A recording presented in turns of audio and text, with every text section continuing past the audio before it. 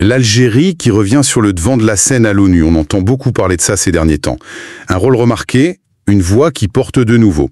Mais la question qu'on peut se poser, c'est est-ce qu'on assiste à une réelle influence diplomatique concrète, ou est-ce que c'est surtout une posture, une image bien travaillée? Où est la limite finalement? C'est vrai que les échos de la dernière Assemblée générale des Nations Unies, ils ont été plutôt bons pour Alger.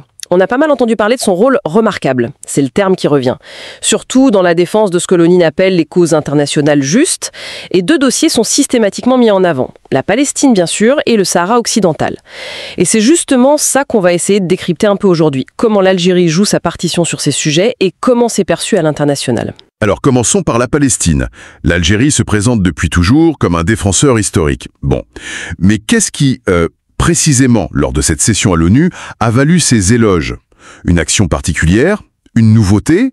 Ou c'est juste une façon de réaffirmer plus fort une ligne qu'on connaît déjà et qui tombe bien dans le contexte actuel? Ce qui ressort en fait, c'est une reconnaissance de la constance et de l'intensité de cet engagement algérien. Le mot remarquable, il revient souvent, oui. Ce n'est pas tant une rupture qu'une amplification, disons. Le ministre des Affaires étrangères, Ahmed Attaf, il a beaucoup insisté sur cette position constante, inébranlable de l'Algérie pour la cause palestinienne, notamment lors d'une conférence importante à New York sur la solution à 2 États. Et le timing, oui, il est important. Cette réaffirmation forte dans un moment international très tendu sur cette question, ça a visiblement eu un écho particulier. À l'écho, vous le dites. Mais un écho auprès de qui? Est-ce que ce sont les soutiens habituels, les pays du Sud, les non-alignés? Ou est-ce que cette perception d'un rôle remarquable, elle a réussi à atteindre les capitales occidentales qui sont souvent plus réservées sur le sujet? Est-ce qu'à Washington, à Paris, on écoute Alger différemment aujourd'hui sur la Palestine? Ou c'est juste de la politesse diplomatique? Alors, c'est là que ça devient intéressant. D'après les informations qui circulent, plusieurs médias internationaux, y compris des médias occidentaux, ont bien noté ce rôle algérien frappant. Il y a même cette image qui a été utilisée, l'Algérie qui agirait comme une locomotive diplomatique, pour essayer d'entraîner d'autres pays vers la reconnaissance de l'État palestinien. Alors que l'image soit exacte ou un peu forte, ça montre en tout cas une visibilité nouvelle, qui dépasse les alliances classiques.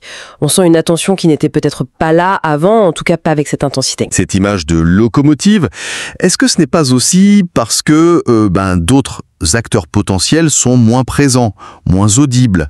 On lit parfois que l'Algérie porte ce fardeau historique palestinien pendant que, je cite en gros, beaucoup de régimes arabes ou islamiques seraient plus discrets, leur voix moins forte. C'est pas une occasion pour Alger de se mettre en avant, de combler un vide politique et symbolique, et peut-être d'en profiter pour son image, son influence régionale. Une posture qui marque d'autant plus qu'elle contraste avec d'autres. Oui, cette lecture existe, c'est vrai. L'idée qu'Alger occupe un espace peut-être laissé un peu vide ou moins investi par d'autres grands pays du monde arabo-musulman, c'est souvent avancé pour expliquer cette mise en lumière. Alors, est-ce une stratégie calculée pour combler ce vide ou juste la suite logique d'une politique de longue date? Le résultat est là en tout cas. On perçoit un certain leadership algérien sur cette question précise à l'ONU. Et ça arrive juste au moment où on observe un certain frémissement, de nouvelles discussions, parfois des engagements, sur la reconnaissance de l'État palestinien dans des pays occidentaux importants. Justement, cette vague de reconnaissance, on voit le Royaume-Uni qui en parle, le Canada, l'Australie, l'Espagne qui a sauté le pas avec l'Irlande et la Norvège, la France qui dit y réfléchir. Bon, la liste s'allonge. Est-ce qu'on peut vraiment faire un lien direct entre cet activisme algérien à l'ONU et ces mouvements à Londres, à Madrid ou ailleurs? Ou est-ce que l'Algérie ne fait pas que surfer, habilement d'ailleurs, sur une tendance de fond plus large, qui a d'autres causes, d'autres pressions? On ne surestime pas un peu son impact réel sur ces décisions? Établir un lien de cause à effet direct, ce serait un peu rapide. Et les sources qu'on a ne le disent pas comme ça, pour chaque pays. Il faut plutôt parler de conjonction, je pense. L'action algérienne s'inscrit dans un mouvement international et elle y contribue peut-être. Elle l'alimente. La pression diplomatique constante d'Alger et d'autres pays sur la même ligne, ça aide à garder le sujet sur la table. Et puis, il ne faut pas oublier le chiffre. On a déjà plus de 145 pays sur 193 à l'ONU qui reconnaissent l'État de Palestine. Ce n'est pas rien. Mais ce qui donne un poids spécial à la position algérienne, c'est son histoire, son antériorité. Antériorité, c'est-à-dire? Historiquement, l'Algérie n'est pas juste un soutien parmi d'autres. Elle a été le tout premier pays au monde, le premier à reconnaître officiellement l'État de Palestine. C'était le 15 novembre 1988, juste après la proclamation symbolique de cet État par Yasser Arafat, qui était d'ailleurs à Alger à ce moment-là. Cet acte, à une époque où peu de pays osaient le faire, ça donne à la diplomatie algérienne une légitimité historique particulière sur ce dossier. C'était vraiment un geste pionnier qui a pu influencer les reconnaissances qui ont suivi. Cette constance depuis 88, c'est un vrai capital symbolique. Un capital symbolique, d'accord. Pionnier, historique, constant. Très bien. Mais revenons à l'autre dossier qui était mentionné dans les éloges à l'ONU-IJ, le Sahara occidental. Là aussi, l'Algérie affiche une constance, sans faille, en soutien au droit à l'autodétermination du peuple sahraoui et donc au Front Polisario. Est-ce que cette position-là, qui est beaucoup plus conflictuelle, qui divise bien plus sur la scène internationale que la cause palestinienne, est-ce qu'elle lui vaut le même genre de reconnaissance remarquable? Ou est-ce que la défense de cette cause est vue différemment, peut-être comme plus idéologique, moins universelle? D'après les échos de l'ONU, les deux dossiers ont été cités ensemble comme exemple de l'engagement algérien pour les causes justes. Mais, il faut être clair, la dynamique internationale est très différente pour le Sahara occidental. La position algérienne, elle est centrée sur le respect des résolutions de l'ONU. Le référendum d'autodétermination, c'est un pilier de sa politique étrangère depuis des décennies. C'est vrai. Et cette constance est aussi notée.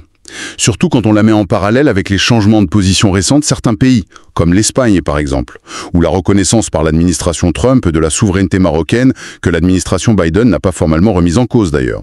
Oui, mais cette constance sur le Sahara occidental, elle ne coûte pas plus cher à l'Algérie, diplomatiquement, qu'elle ne rapporte. Soutenir le Polisario, ça met Alger en conflit direct avec le Maroc, son voisin. Et ça la met aussi potentiellement en difficulté avec des partenaires occidentaux clés, comme la France ou les États-Unis, qui penchent plutôt pour le plan d'autonomie marocain. Les éloges de l'ONU sur ce dossier précis, est-ce qu'ils viennent des mêmes personnes que pour la Palestine, ou c'est plutôt une reconnaissance dans des cercles plus restreints? L'Union africaine peut-être? Certains pays très attachés au principe d'autodétermination, mais moins influents au niveau mondial. C'est une analyse juste, oui.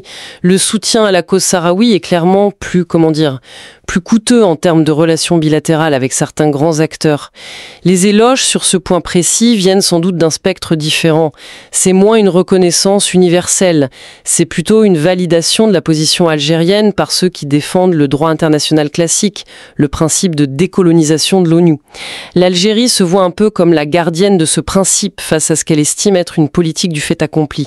Ça renforce son image de pays fidèle à ses principes, même quand c'est pas facile diplomatiquement, voire isolant. Mais ça ne lui apporte pas forcément un gain d'influence comparable à ce qu'on voit sur le dossier palestinien, qui lui mobilise plus largement, avec une charge émotionnelle plus forte.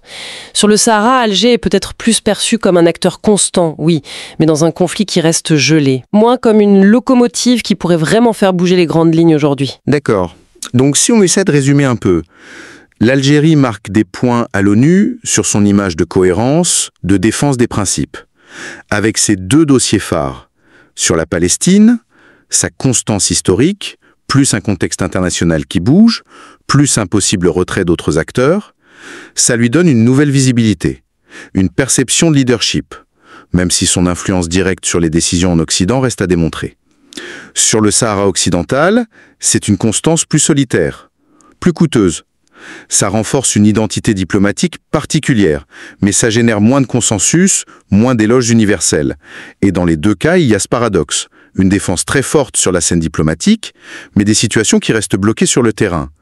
Finalement, ces éloges de l'ONU, est-ce qu'ils ne récompensent pas plus l'intention que le résultat concret ? C'est toute l'ambiguïté de la diplomatie à l'ONU, n'est-ce pas? La reconnaissance, elle porte souvent sur la position défendue, sur la défense d'une cause jugée légitime selon les principes des Nations Unies. Et la constance algérienne sur ces deux fronts, c'est indéniablement un fait politique, un fait diplomatique important. Ça contraste avec la réelle politique, les changements de cap qu'on voit ailleurs. Maintenant, est-ce que cette constance suffit à débloquer des conflits aussi anciens, aussi complexes que la Palestine et le Sahara occidental? Ça, c'est une autre question. Les blocages viennent de dynamiques qui dépassent largement l'action d'un seul pays, même s'il parle fort. L'ONU, en fait, salue la persévérance d'Alger à défendre des principes qu'elle-même est censée incarner. Mais la traduction de ces principes en réalité politique sur le terrain, ça reste le grand défi, pour Alger comme pour tout le monde. L'écho positif actuel y mesure surtout la force de la présence algérienne, le fait qu'elle occupe à nouveau un espace, qu'elle est visible. Alors, une dernière réflexion peut-être. Cette posture très affirmée d'Alger, cette volonté d'être perçue comme la championne des causes palestiniennes et sahraouis, est-ce que c'est uniquement une question de politique étrangère, de principe, de conviction, ou est-ce qu'il faut y voir aussi des motivations plus internes, une façon de mobiliser l'opinion publique algérienne autour de causes qui font consensus, un moyen de projeter une image de puissance, de stabilité, dans une région Maghreb très tendue, notamment avec le Maroc? Quelle est la part de la politique intérieure, des rivalités régionales, dans cette diplomatie onusienne si remarquée? Ces questions sont absolument centrales pour comprendre toutes les facettes de la position algérienne. La politique étrangère est rarement, jamais en fait, déconnectée des enjeux intérieurs et régionaux. C'est évident.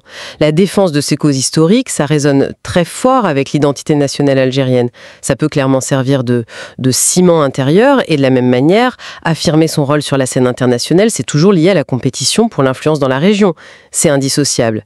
Savoir quelle est la part exacte de chaque motivation, c'est très difficile à dire précisément, mais il est certain que toutes ces dimensions se mélangent, s'influencent mutuellement, et suivre l'évolution de ce rôle algérien, voir son impact réel sur les dossiers eux-mêmes, tout en gardant en tête ces dynamiques de fond, ce serait essentiel pour comprendre ce qui va se passer ensuite, pour la diplomatie algérienne et pour toute la géopolitique de la région.